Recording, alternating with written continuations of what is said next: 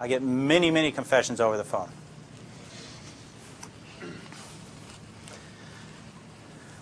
Okay, back to the people. Yes, they're stupid.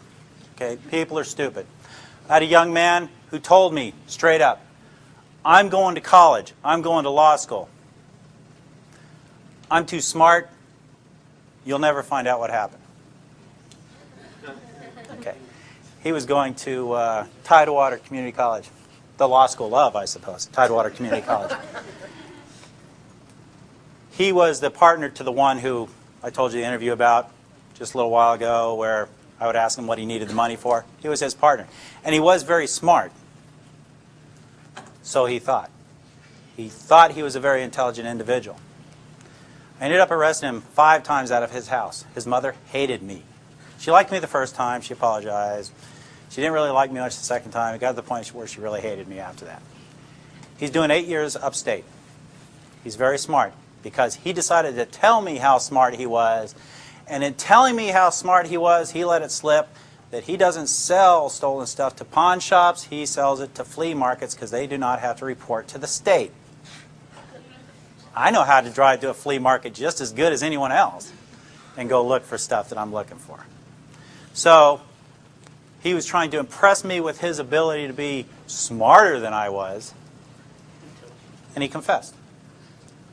So people are inherently stupid, especially criminals. Now, and don't get me wrong, there are some very intelligent criminals out there, and most of them work in really big office buildings and wear suits. Yep, she went to jail. Is she hurting? No. But there are some very intelligent street criminals out there as well that get other people to do their bidding and so forth and so on, and people are afraid to turn on them. But there are some very foolish people. Just a couple other things.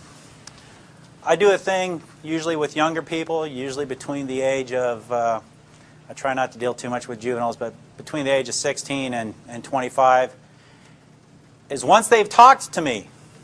Now, let's back up a little bit. You don't need a recording in court for a statement. As Professor Duane said, it's his word against my word if he was a defendant. Number one, and this is the way it works, and this is the way the real world works, in case you guys haven't been out there, that's outside the windows out there. The jury looks at a defendant sitting next to a defense attorney. That's strike one, because the jury is already looking at that as that being someone who did something that put them in that chair. Number two, they get a uniformed police officer up there. They get someone wearing a suit as a detective up there that is a professional witness. That's strike two. So now they have a professional witness against them. And then if they've confessed and that professional witness is going to sit there and read from his or her notes, the confession, that's strike three. Go get your orange jumpsuit. Do not pass go. Do not collect $200. So they have all those strikes against them. And I know you're innocent till proven guilty, but it's a jury of your peers. And the perception is if you're sitting next to a defense attorney, you have to prove you're innocent. And that's just the perception of a lot of the jury. No matter how many jury instructions they get, they still perceive that person is a hoodlum, is a criminal. And no matter how hard some defense attorneys try to put their clients in suits and have them sit up at the table, if the trial is a long trial, they fall back to their old ways and they start acting and speaking in a way that's not very good for their case.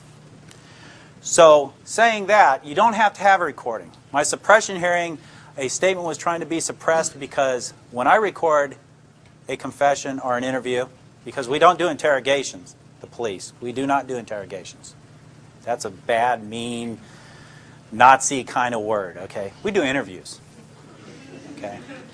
And you'd be amazed how much difference it makes when you use that one word versus interrogation.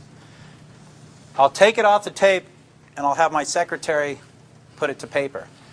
Immediately afterwards, I'll take that tape and I'll scan it over my magnet, throw it in my box, so I can use it again. I do not keep the tape. It is not evidence. It's not required to be evidence. It is there. If it's there for the court, it's just extra. You don't have to have that. But it's really good to have.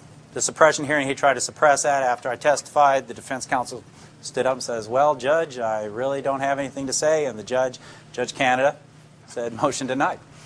and let's move on and go to court. So you don't have to have recordings. You don't have to have videotapes. The police videotapes, that's just extra. If you got that police officer sitting there testifying, you don't have to have that videotape. You got the guy that was right there to tell you what happened. But it's always nice to have those extra things. And what I do for these young people is I'll say, look, the person who you broke into their house are very upset. They're very angry because you sold their stuff to the pawn shop. Pawn shop stuff, sold them. They don't get their stuff back. They're very angry. They want you to go to prison. Okay? They may be very angry. They want you to go to prison. They may want to. To lessen that, that's the start of what's commonly known as a lie, because we are allowed to lie in interviews.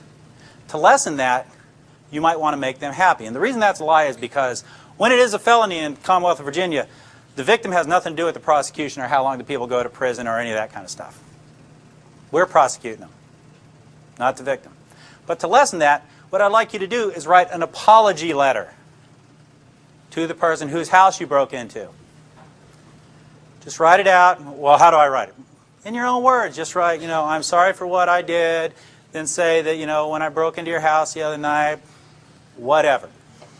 They write it out. They sign it. I sign it as a witness. I put the date and the time that it was written. I give it to the Commonwealth's attorney. It's entered as evidence as a written confession in the person's own handwriting. I don't type it up again and have them sign it. In their handwriting, a written confession. Is that person going to get convicted? I have never seen them not get convicted on that. On an apology letter. So, in support of Professor Duane, everything he says is right. That's what I do. Now, to take away the support, I don't try and send innocent people to jail. That's it. That's all I have. Any questions or anything like that? Sir?